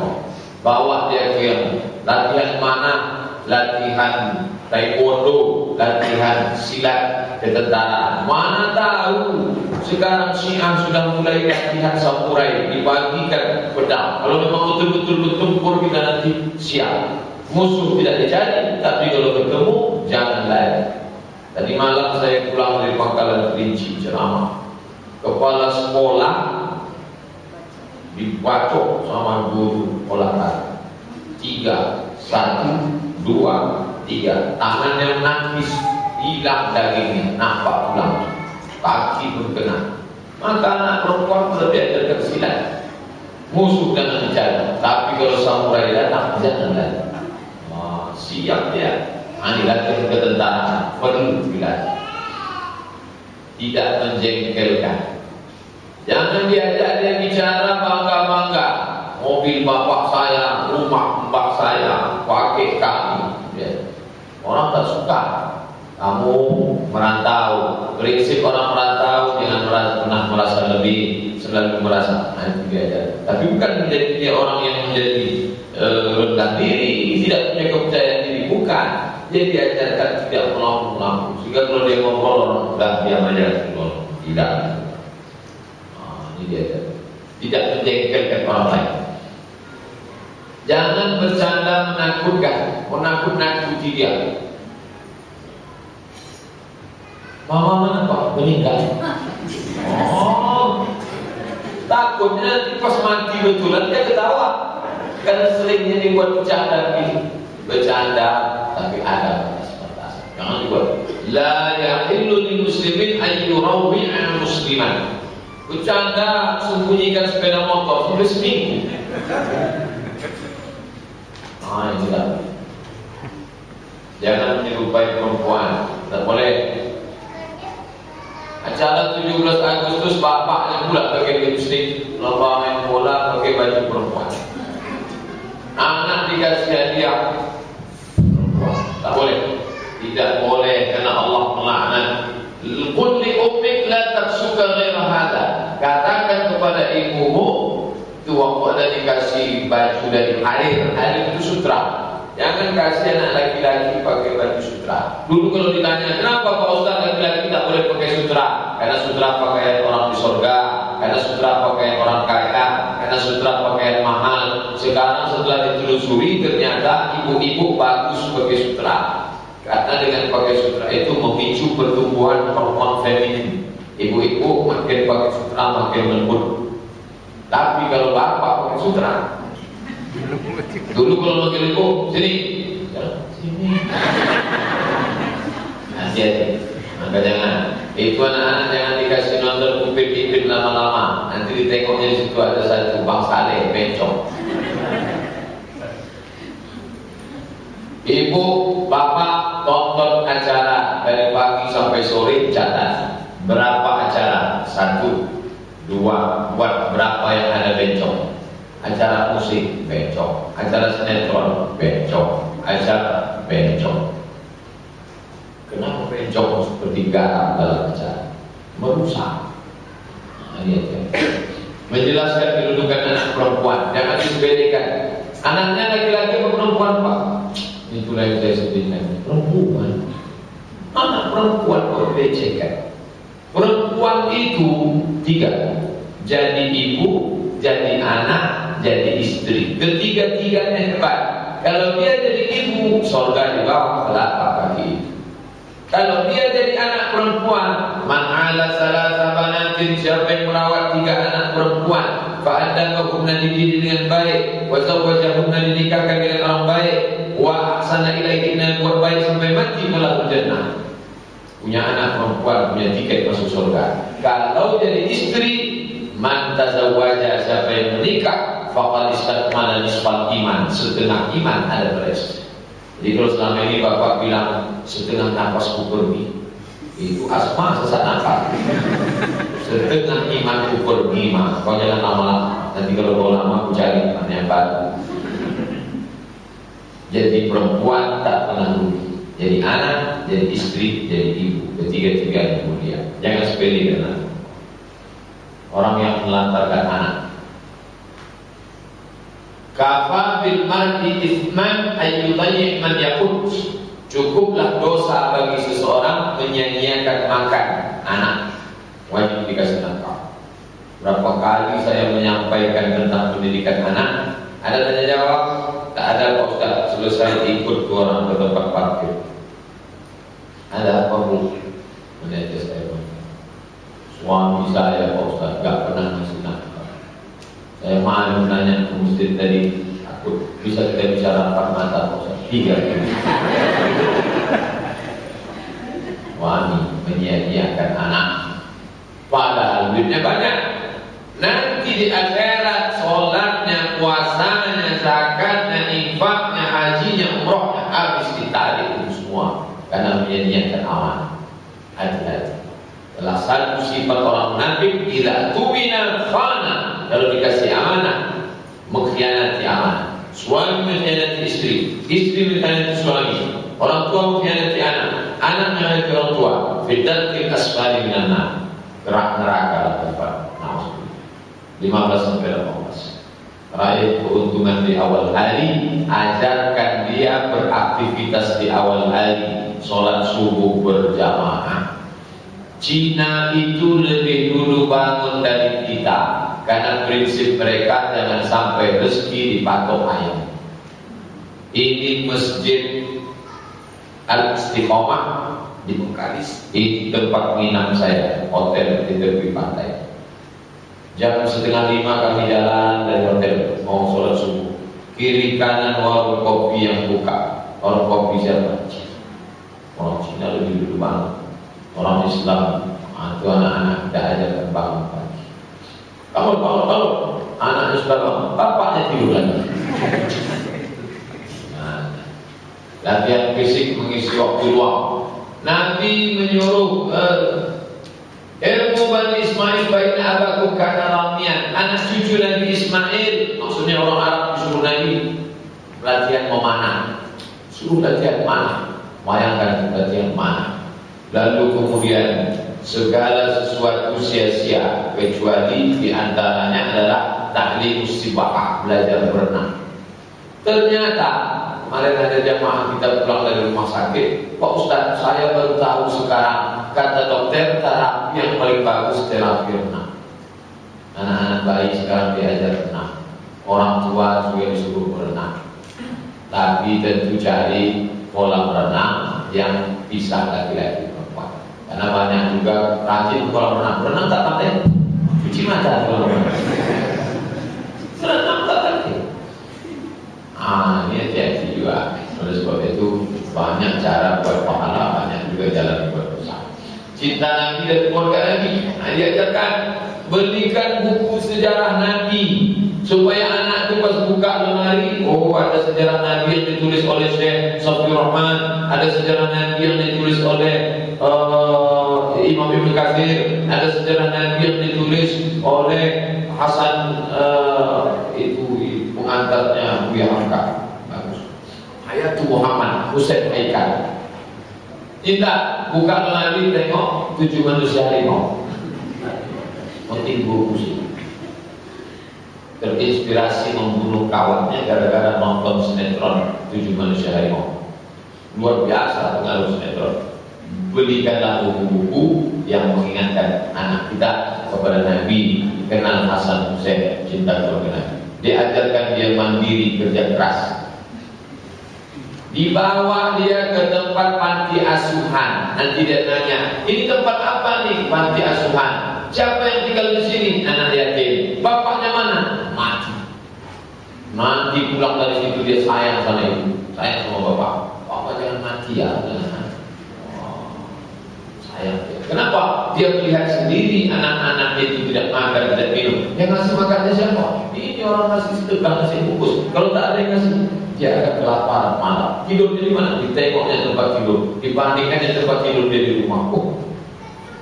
Membuat dia bersyukur, anak tak bisa diceramah bahwa diajarkan dia hidup mandi, menuntut ilmu, ajak dia pengajian, menuntut ilmu, buat dia paham, ajak pengajian, mengajarkan syair. Nah juga mengajarkan syair, syair. Makanya belikan buku Tunjuk Ajar Melayu yang ditulis oleh Datuk Tenas Effendi almarhum, tokoh budaya Melayu Riau. Itu Tunjuk Ajar Melayu, bagus, bertata putih di panggul-panggul. Perjalanan menuntut ilmu. Nabi mengajarkan sahabatnya itu menuntut ilmu dari Madinah ke Damaskus. Dari Madinah ke Damaskus naik onta 1 bulan, 1.500 km hanya untuk mencari satu hadis. Datang ke masjid Al-Qur'ul Jadid, tak mau datang. Hujan-hujan sedikit, makin hujan makin banyak pahala, makin becek makin banyak pahala. Dan hati-hati terpeleset jatuh. Diajarkan memilih guru itu pilih yang bagus. Tidak diajarkan kursus bahasa Inggris, gurunya pakai baju UKS, ikut dia. Apalagi kalau sampai dia tertarik dengan guru itu, segala perilaku guru itu dia ikut. Cara ngomong gurunya, cara berpakaiannya, gurunya merokok, ikut juga. Gaya merokok gurunya ikutnya semua gerak. Maka pilihkan guru hati-hati. Bapak ibu yang guru khusus anaknya tengok. Ada guru dari Unri, ada guru dari UIR, ada guru dari UIN. Kapasitas kemampuannya, pakaiannya, jilbabnya, cara ngomongnya, ikut. Ibu musyawarah sama bapak. Papa lebih setuju yang mana? Ini gambarnya. Ini FB-nya. Papa lebih setuju sama ini. Kenapa? Lebih manis nampak. Itu anaknya apa? Suruh dia jilbab. Jilbabnya jilbab panjang, jangan jilbab pas lantar kita rela. Luar sekali. Ada pula jilbab itu yang lehernya terikat, jadi kalau sakratul maut. Kalau sempat makan lontong sedikit mana? Pakainya macam ibunya, jilbab panjang, tertutup sampai tak nampak lekuk tubuhnya. Ini kadang bajunya panjang, tapi pinggangnya diikat pakai tali kabel. Banyak mahasiswa ini. Saya bilang kalian ini ngapain kalian pakai baju panjang tapi pinggangnya diikat sempit macam tawon. Potong dulu diikat. Apa ini pakai baju? Lihat jalan di tangga pula apa lelek-lelek. Ini setan. Janganlah mereka menampakkan perhiasannya kecuali yang biasa nampak. Yang biasa nampak itu apa? Celak sama cincin. Maksudnya tempat celak boleh nampak, wajah boleh. Tempat cincin boleh nampak, maksudnya apa? Tapak tangan sama ini boleh. Tak perlu ibu buat baju saya sampai sini. Wajah boleh nampak. Kalau pakai cadar bagus. Kalau ibu pakai cadar, anak gadis pakai cadar, mahasiswi pakai cadar, diusir sama dosen. Nah itu saya. Saya bilang, kamu lapor ke rektor. Dosen itu bisa dituntut, bebas kamu pakai cadar. Bagus, ada masih pakai cadar. Tapi ketika dia mewajibkan cadar, itu baru salah. Kita, cuma ibu-ibu kalau ada kawan anak ibu pakai cadar, periksa. Hanya juga pakai cadar, buka kumis. Masuk dia ke kamar, jadi. Penting nikah ini dalam masalah. Menikah dengan laki-laki. Ya masyaallah syabab, wahai anak-anak muda, man istata'a minkumul ba'a, kering ini ba'a. Saya pernah ditanya di lokal, apa arti ba'a? Saya bilang ba'a artinya mampu, bukan itu. Ba'a membeli barang, ba'a membeli rumah, ba'a membeli. Dosen saya dulu waktu dia IPM, saya sempat kuliah 2 semester. Kalau udah tak ba'a lain, nikahkan. Pak Ustaz, anak saya ini sudah honorer, mau nikah tapi saya nggak setuju, tahun depan lah pacarnya sudah siap. Anak ibu keluar tiap malam minggu, malam ahad, iya Pak Ustaz. Kalau setahun dia keluar 48 kali, siap tanggung dosanya. Dosa apa Pak Ustaz? Orang cuma makan mie ayam kok. Makan mie ayam dia bilang. Emang dia kontrol, tahu dia anak itu gimana. Kalau sanggup tanggung dosa, nikah. Bertanggung jawab, kasih dia tanggung jawab. Kamu kerjanya ini tanggung jawab. Saya dididik tanggung jawab. Tamat SMA kalian ditanya, sini mau nikah atau mau kuliah? Kalau mau nikah, aku kasih kebun, urus kebun. Kalau mau kuliah, aku carikan duit. Mau kuliah kemana? Kuliah ke Mesir, pergi.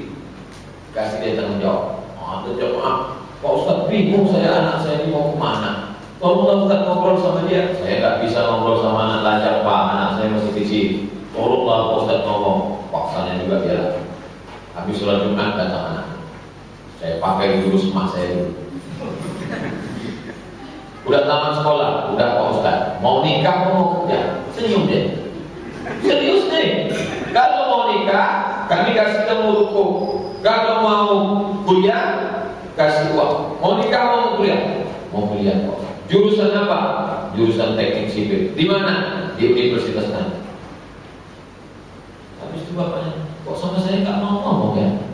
Hah? Mana mau anaknya? Berarti bukan salah anaknya, salah bapaknya. Ceritakan pengalaman Munah. Gimana tadi? Nabi cerita. Apa kata Allah tuhadithuni bi'ajib? Mau tak cerita tentang ada komunikasi? Tengok iklan Sariwangi, teh Sariwangi. Suami berhubungan sama istri. Kenapa? Komunikasi tidak ada. Orang tua sama anak, komunikasi tidak ada. Akhirnya setelah minum teh Sariwangi, cair komunikasi. Tengok iklan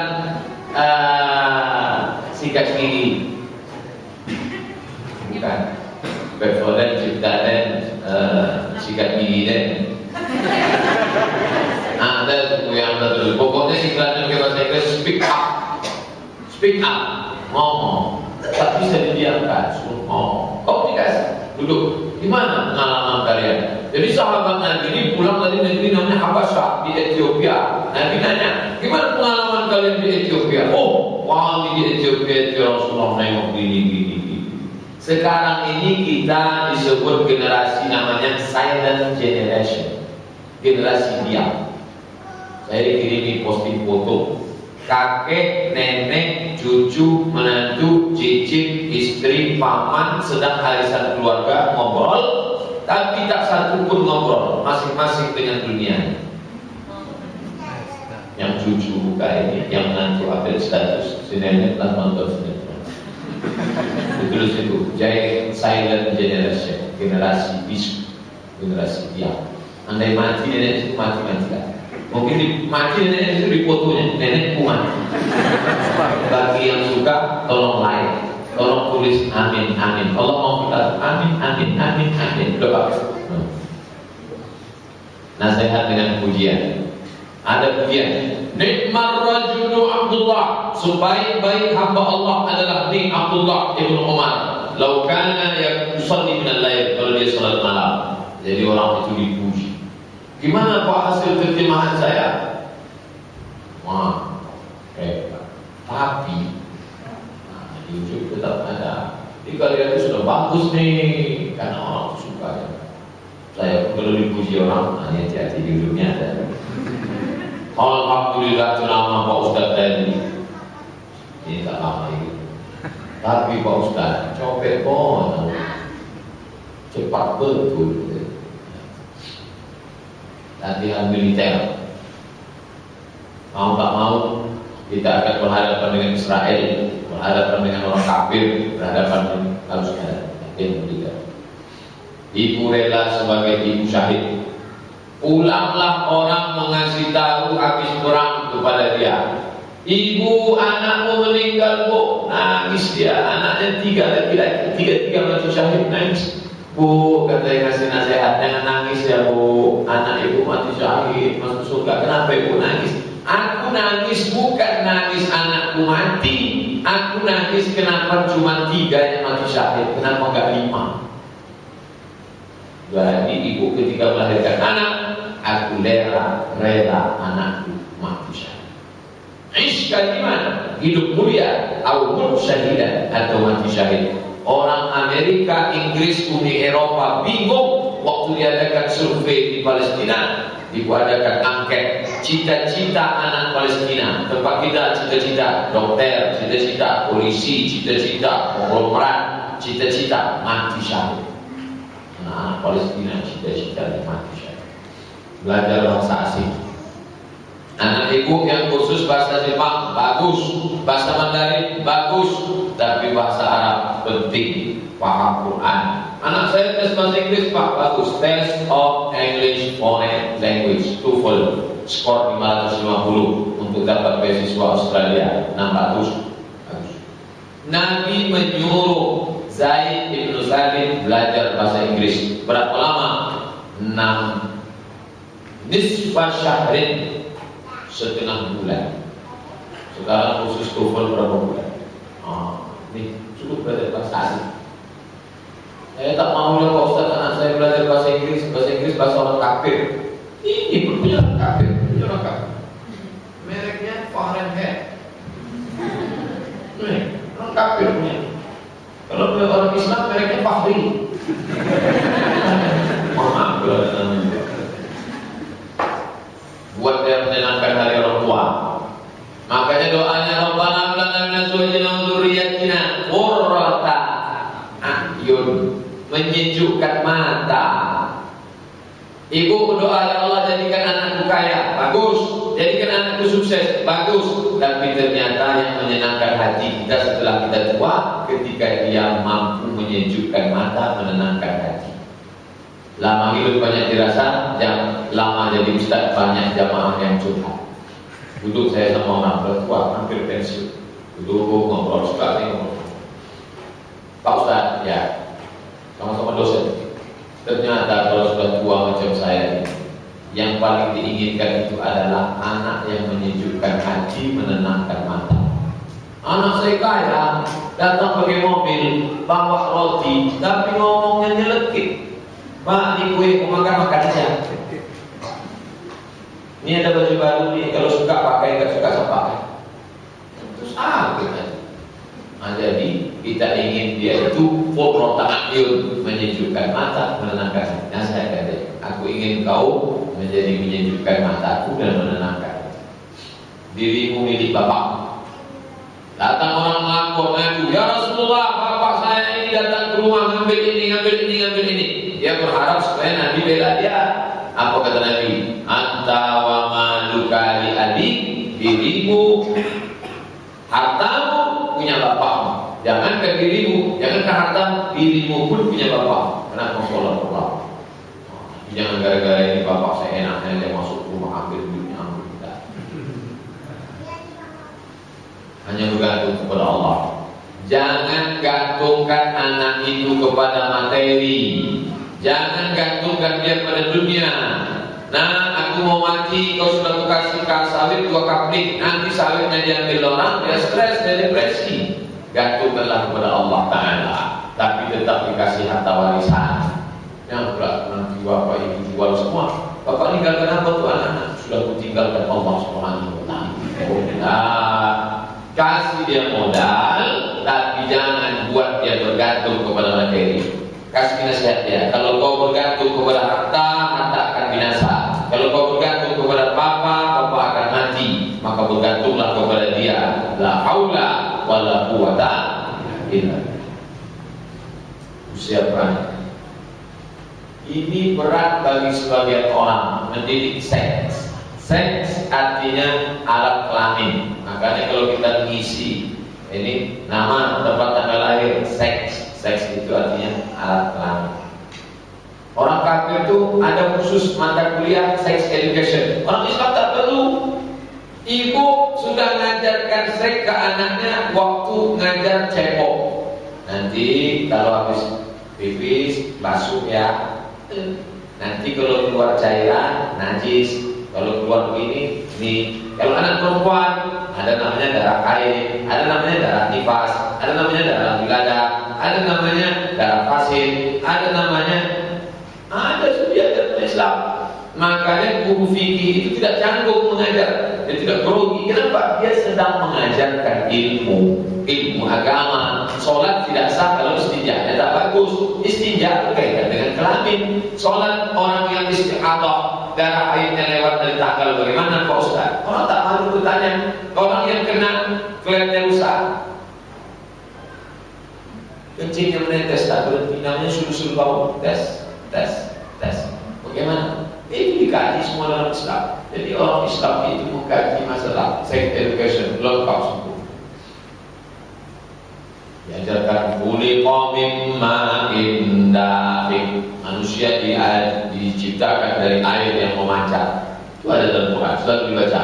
Wassama'i wal tariq, wa ma adraka ma tariq. Khuliqal insanu khuliqa mimma indafik. Yakhruju min baini sulbi wat tara'ib. Dari tulang sulbi dan tara'ib, tulang dada. Pertemuan sperma dan ovum ada dibaca tiap hari Jumat subuh.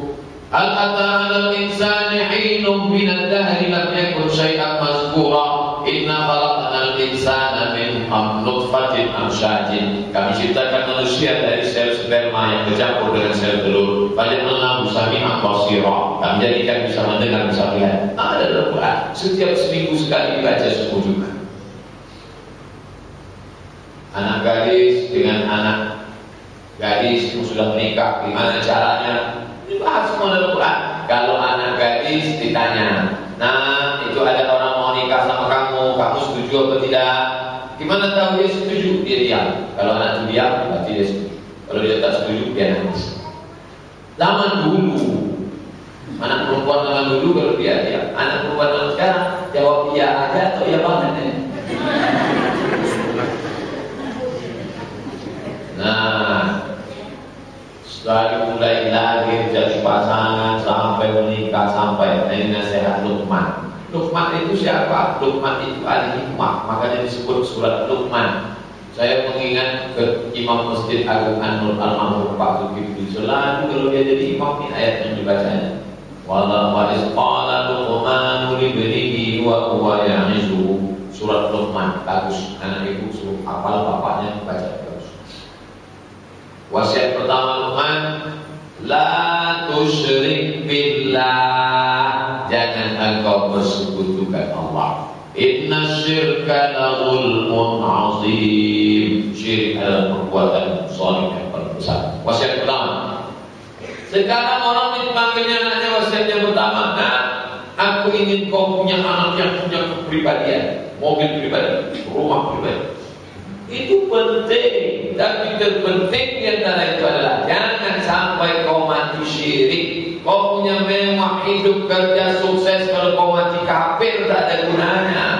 Ini tak dinikahkannya anak di katedral. Tengok di internet, ketua DPR menikahkan anak di gereja katedral. Mau jadi apa dia?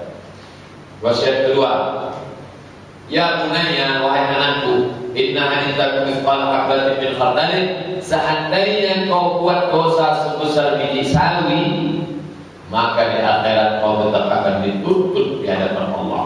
Mengajarkan jangan buat aniaya. Nanti dia sukses sekolah jadi kepala dinas, semua disunatnya. Uang tunjangan tukang sapu sunat, tukang sampah sunat, kita masar untuk orang miskin sunat, uang sunat pun sunat. Sekecil apapun perbuatan yang kau lakukan, faman ya'mal mithqala dzarratin syarran yarah, ajarkan. Maka kalau dia pulang bawa mainan, ini mainan siapa? Dapat di jalan tadi, balikkan. Nanti mainan ini akan dibesarkan Allah, dituntut di akhirat pesan. Oh, itu pendidikan luar biasa. Ketiga, aqimis shalah, jangan lupa sholat. Akidahnya benar, jangan menganiaya orang. Abdu minallahnya bagus, abdu minannasnya oke, dirikan sholat. Buat baik, sabar. Wasiat keempat, jangan sombong. La tusamir raddaka linnas, jangan kau tunjukkan jalan doma, tak peduli sama orang. Segala peset doma, gerimis masuk bersih kalau. La tamshi fil ardi maraha, jangan kau berjalan sombong. Innallaha la yuhibbu kulla mukhtalin fakhur. Allah tak suka pada orang yang angkuh sombong. Tapi yang buat tertawa minum mobil depan pun tak tahu. Bertenanglah, jangan mengada-ngada. Hidup itu selalu mengada-ngada. Selalu pokoknya sifat jangan dibuat-buat. Biasa aja, seperti biasa. Wasiat kelima, wa'ud min sautik, kalau bersuara jangan terlalu pelan. Rumahnya di mana nih? Kita mau mana? Di mana? Taman Karya. Biasa, Taman Karya apa? Habis 5 wasiat. Itulah dia. Semua selain 100. Dari mulai sebelum maghrib, sebelum isya sampai sebelum isya. Itulah kasih kita. Mudah-mudahan ada manfaatnya. Anak kita, cucu-cucu kita, sama-sama kita doakan supaya kita mati meninggalkan dunia ini, mereka dalam keadaan soleh dan solehah. Amin. Terima kasih perhatian Bapak Ibu. Mohon maaf banyak tutur kata menyinggung perasaan tak berkenan di hati. Saya mohon maaf. Aku qouli hadza astaghfirullahi wa lakum.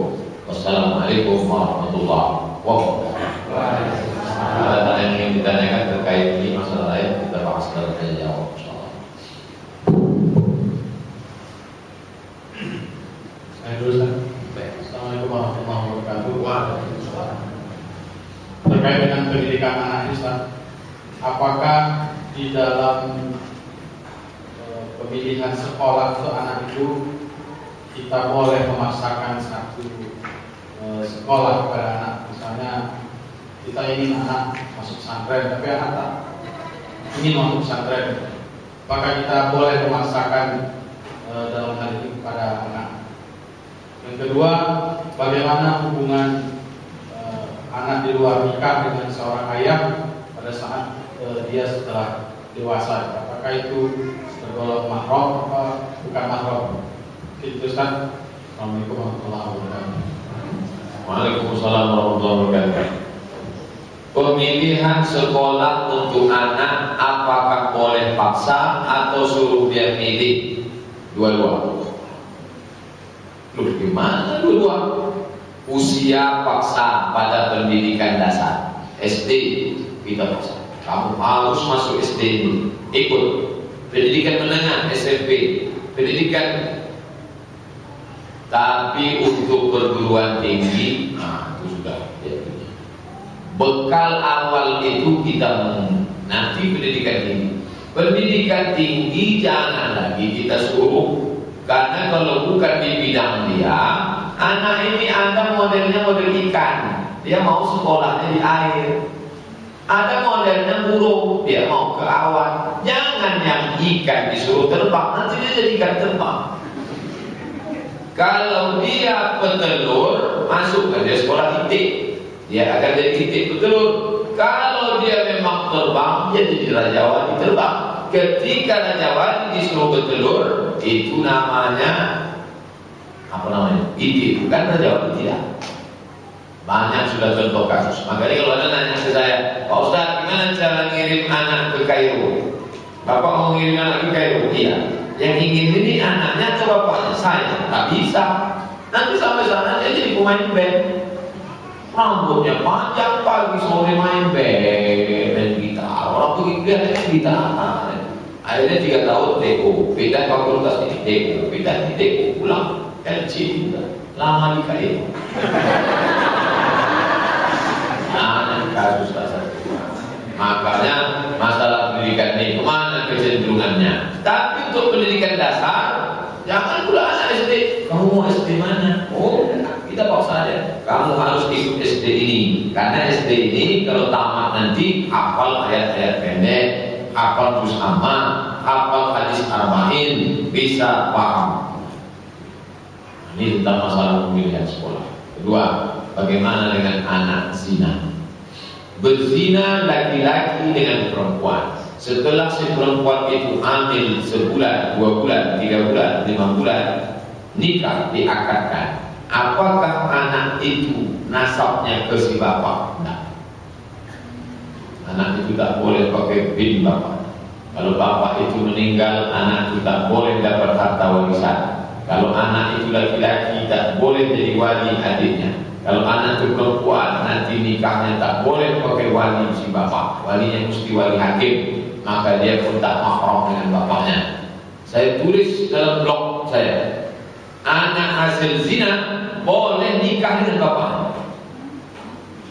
Buka blog, soal kalau blogspot.com. Anak hasil zina boleh nikah sama bapak, karena dia tak punya hubungan nasab sama sekali.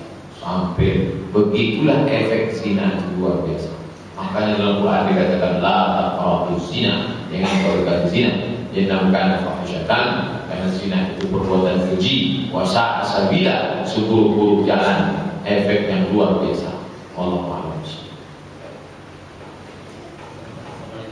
Kita bekerja sebagai bekerja yang tidak menutup auratnya, maka di akhirat dia menuntut orang tuanya bahwa dia tidak diajari oleh orang tuanya.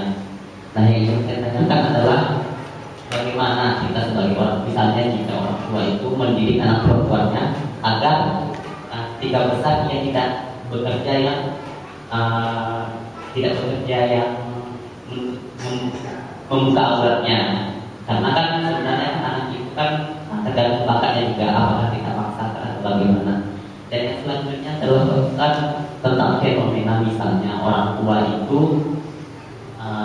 bertengkar sama orang lain atau tangganya sama orang tua yang lain, sehingga ketika bertengkar itu dia melarang anaknya jangan kau berkawan sama anak ini, hingga ketika yang semula anaknya berkawan jadi bermusuhan gara-gara orang tua. Itu bagaimana Pak Ustaz? Terima kasih. Assalamualaikum warahmatullahi wabarakatuh. Yang pertama, kullukum ra'in, setiap kamu pemimpin, wa kullukum mas'ulun, kamu akan ditanya an ra'iyati, tentang yang kamu pimpin. Antum sekarang memimpin mata, memimpin telinga, memimpin lidah, memimpin kaki. Antum akan ditanya tentang mata, telinga, karena masih belajar sendirian. Tapi setelah menikah, antum sudah mulai punya gerbong satu. Setahun setelah itu punya anak, mulai 2. Maka di situ ku anfusakum wa ahlikum nara. Kamu sudah sekolahkan SE, sarjana ekonomi. Ini ada duit, kamu sekolah lagi MBA, Master Business Administration. Tapi ini tak kau bawa mati. Yang kau bawa mati amal soleh. Kalau kau dapat tawaran kerja, di sini gajinya 10 juta, tapi roknya 10 senti. Di sini cuma 3 juta, tapi imanmu terjaga. janganlah kau kejar dunia ini, kau pun tak akan lama. Itu ditanamkan, bukan ditanamkan materi sehingga melupakan akhirat. Tidak pula akhirat sampai meninggalkan dunia. Fid dunya hasanah wa fil akhirati hasanah. Itu ditanamkan ke kepala. Yang kedua, masalah orang tua melarang anak, kamu jangan main ke rumah itu, orangnya tidak baik. Tak baik kenapa? Dia tidak baik Pak Ustaz, karena di rumah itu bapaknya celana pendek. Bagus, jangan dikasih dia main tempat orang celana pendek. Nanti dia ikut-ikutan celana pendek. Di situ pula tontonannya anak-anak dikumpulkannya, disuruhnya joget kucing garong. Rusak anak. Tak boleh, dilarang dia main ke situ karena tidak baik. Man ra'a minkum mungkaran, siapa yang melihat kemungkaran, falyughayyirhu biyadihi, robah dengan tangan. Bagus. Tapi ketika dia larang karena like and dislike, karena faktor tak suka, tak boleh main ke situ. Beda baik mam, dia ke masjid rajin, pokoknya nggak suka aja. Kalau nengok muka mau muntah, oh tak boleh. Dia sudah menanamkan, makanya tadi ajarannya jangan pernah kau tanamkan rish, dengki, hasad, iri. Makanya di antara dosa kita, doa kita, Rabbana ighfir lana dzunubana wa li ikhwanina alladziina sabaquna bil iman. Ampuni dosa kami dan dosa saudara-saudara kami yang sudah mendahului kami dengan iman. Wa la taj'al fi qulubina ghillan. Itu ayat Quran tuh. Mana ayatnya Pak Ustaz? Ghillan. Jangan kau jadikan di dalam hati kami ghillan. Surat Al-Hasyr ayat 10. Jangan kau jadikan dalam hati kami ghillan. Ghillan itu artinya hasad, iri, dengki, tak suka, bukan pada tempatnya. Nabi pernah tak suka kepada Abu Sufyan karena dia kafir. Setelah Abu Sufyan masuk Islam, Nabi kasih dia harta rampasan perang 100 ekor unta. Ibu tak suka sama ibu itu karena perbuatannya, dia tak pakai jilbab. Setelah dia pakai jilbab, ibu malah kasih dia hadiah. Ini jilbab itu, bukan orangnya tapi perbuatannya. Kita ikut menjadi berdidik bagian anak kita. Wallahu a'lam. Baik.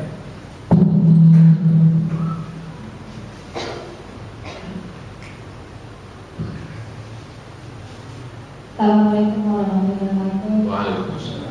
Mau bertanya tentang hukum menikah dalam keadaan perempuan itu sudah hamil.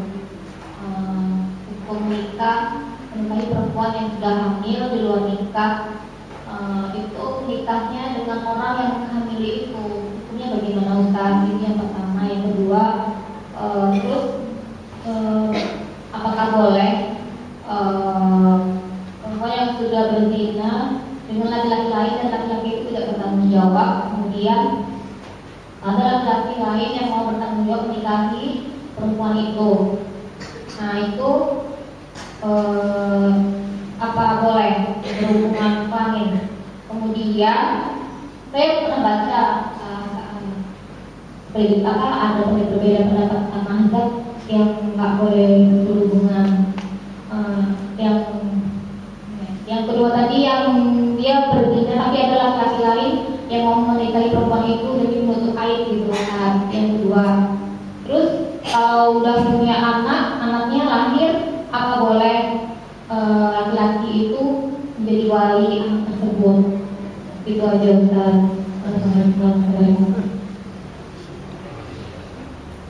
Bolehkah menikahi wanita hamil? Ini jawabannya. Yajuzu nikahul hamil minaz zina.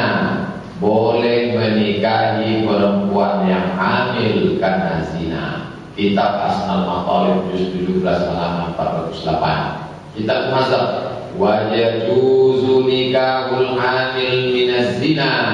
Boleh menikahi perempuan yang hamil pada zina. Kitab Al-Mazhab juz 2 438. Wal kalamu fi nikahi hamil. Masalah menikah dengan perempuan hamil terbagi 3. Yang pertama, dia yang menghamili, dia juga yang menikah. Yang pertama, tak masalah.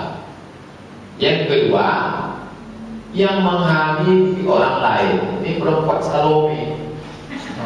Tapi yang menutupi aibnya dicarinya anak lajang satu. Mau tak nikahi anak saya? Pokoknya masalah mobil satu lah, beres satu cincai. Mau tak? Ini yang jadi masalah. Menurut mazhab Syafi'i, paham al-Basri, kalau seorang laki-laki berzina dengan perempuan, yahillu lahu, dia boleh menikahinya. Ini jumhur ulama fuqaha. Masalah nikah ini sudah selesai. Nah, sekarang yang jadi masalah adalah kalau perempuan itu dizinai orang lain, apakah boleh dia nikahi? Nikahnya boleh, tidak jadi masalah. Yang jadi masalah adalah kalau dia berhubungan, kata mazhab Maliki, tak boleh dia berhubungan dengan perempuan itu. Dalilnya, tidak boleh seorang laki-laki menyiram air ke bunga saudaranya. Itu kata kiasan. Dia sudah hamil, maka tunggu anaknya lahir, baru dia boleh berhubungan. Tapi untuk selamanya, tahu saya ini tipu-tipu semua. Dan bagaimana Pak Ustaz menutupi malu?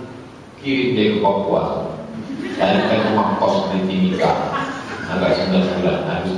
Kalau ditanya orang Ustaz kemana? Studi balik. Dia biasa ngomong.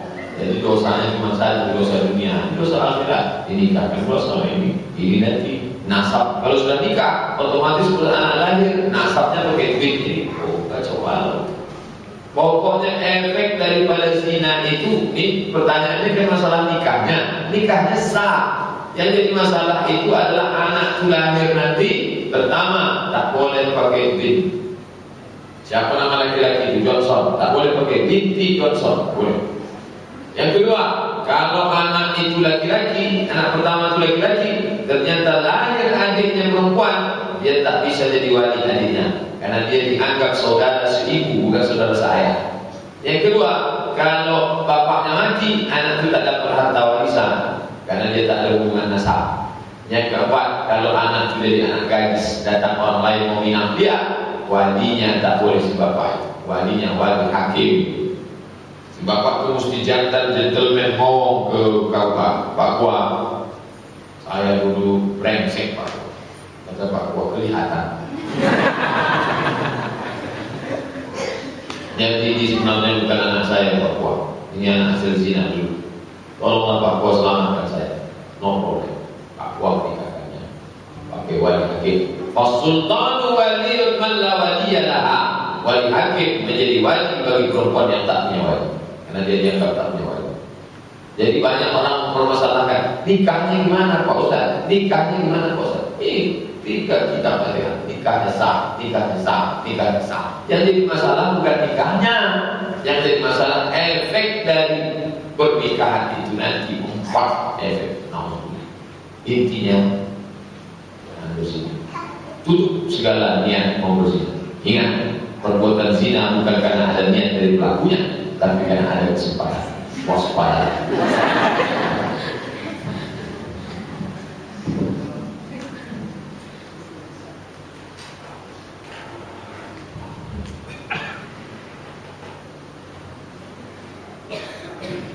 Terima kasih perhatian Bapak Ibu. Mohon maaf atas segala kesilapan.